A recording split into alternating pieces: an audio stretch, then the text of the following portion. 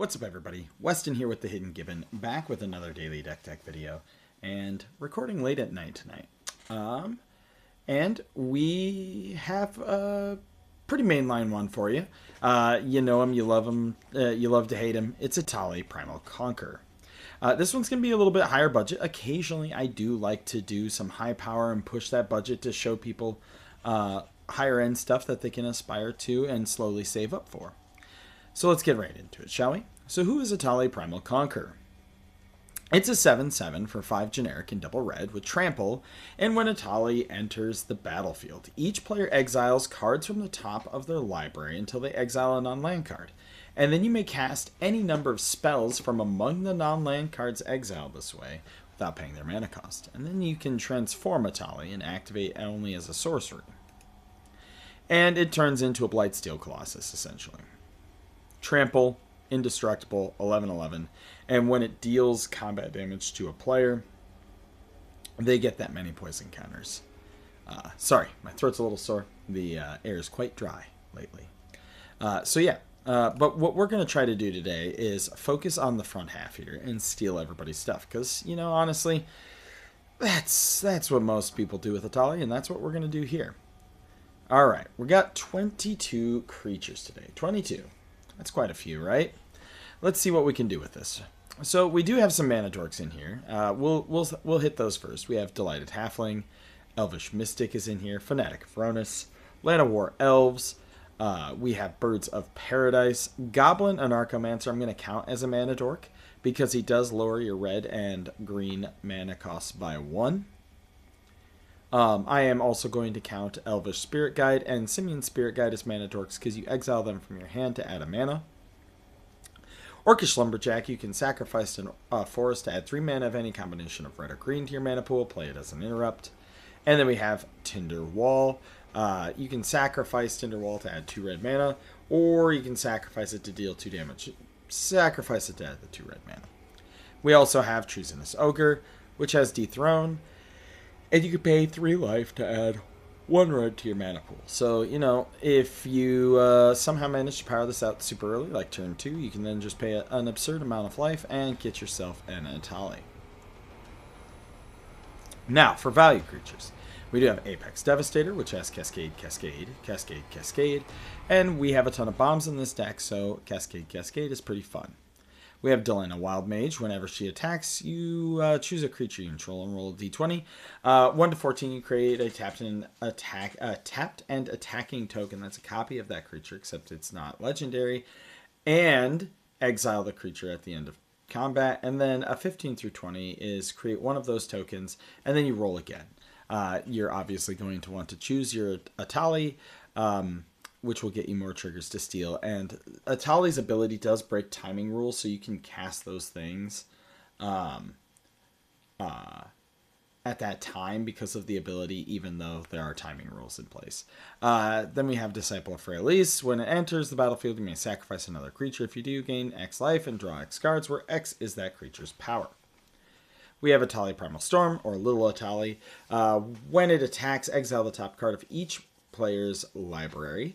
Then you may cast any number of spells from among those cards without paying their mana cost. Pretty easy, straightforward, and fun. A Hexing Squelcher. This spell can't be countered. Ward pay 2. Spells you control can't be countered. That's really important with Etali and our copy spells for Etali. And other creatures you control have ward pay 2 life. We have Hunting Velociraptor, which has First Strike and Prowl, which has, you may cast a spell for its Prowl cost, or it says dinosaur spells you can cast have Prowl 3. You may cast a spell for its Prowl cost if you dealt combat damage to a player this turn with a creature with any of its creature types. So, you know, if Hunting Velociraptor manages to connect, you pay 3, you get Etali.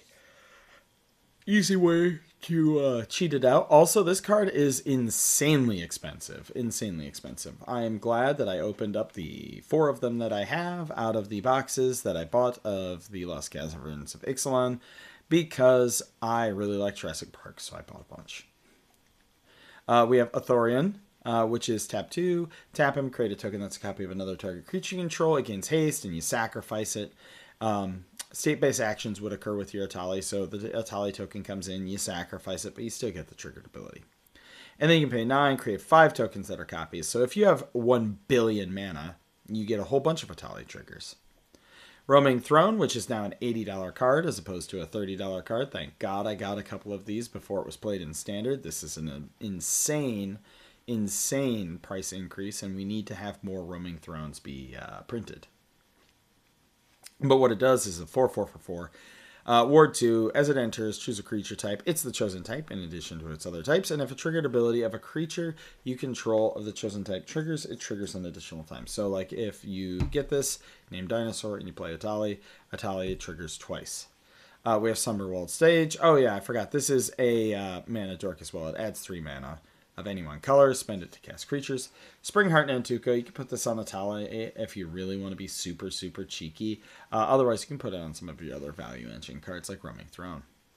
But what it does is it can bestow and has landfall of pay a generic and a green to make a copy of the bestowed creature. Otherwise, you get a 1/1 green insect. We got Vexing Shusher, which is the spell can't be countered, and you pay a red or green, target spell can't be countered. We have sorceries. We have Cultivate, Farseek, Kodama's Reach, Sky Shroud, Claim. Those are all ramp spells. We have Mana Geyser for some ramp, Rite of Flame for some ramp. Metamorphosis, which is sack a creature, add an amount of mana equal to its casting cost, +1 to your mana pool. This mana may be of any one color. Use it only to cast a creature. What in the hell is this? I am sorry, friends. This is Heat Shimmer. I updated to cheapest when I get done with the decks, and so I don't go back down and look, but holy cow, this is impossible. Heat Shimmer is a sorcery for 2 generic and a red. Create a token that's a copy of another target creature, except it has haste. At the beginning of the next end step, exile it. Infernal Plunge adds mana. You sacrifice a creature to add mana. We have Molten Duplication. Create a token that's a copy of target artifact or creature, except it's an artifact. And it gains haste, sacrifice at the beginning of the next end step. Instance, we have Autumn's Veil spells you control can't be countered by blue or black spells this turn, and creatures you control can't be the target of blue or black spells. Chaos Warp for a little bit of removal. We have Desperate Ritual for ramp, Pyretic Ritual for ramp, Seething Song for ramp. We have Guttural Response for just a tiny bit of counter magic. Heroic Intervention, Tameo Safekeeping, and Tyvar's Stand. And Redirect Lightning, all for protection. And then Metamorphose is kind of a mana replacement little draw card. Artifacts. We are running Arcane Signet, Talisman of Impulse, Thran Dynamo, Soul Ring, and Fire Crystal for mana rocks and utility like that. We're running Blade of Selves. If you manage to get this in and put it on Etali, it obviously gets Myriad. Myriad puts tapped an attacking token for each other player other than the one that you're attacking. Panharmonicon, entering causes triggers to happen twice. Trionic Resonators, same thing. You can copy target triggered ability you control and choose new targets. Helm of the Host, it's pretty expensive, but if you get it equipped at the beginning of combat, you create a non-legendary copy of the equipped creature. It gains haste. And Sword of Hearth and Home, what it does is pro white, pro green. When it hits a player, you blink a creature, and then you can search for a basic land card and put it both onto the battlefield. Enchantments, we are running a Flame Shadow Conjuring, which is whenever another non-token creature enters the battlefield, you can pay red. If you do, create a token that's a copy of that creature. It gains haste, exile at the end of the turn.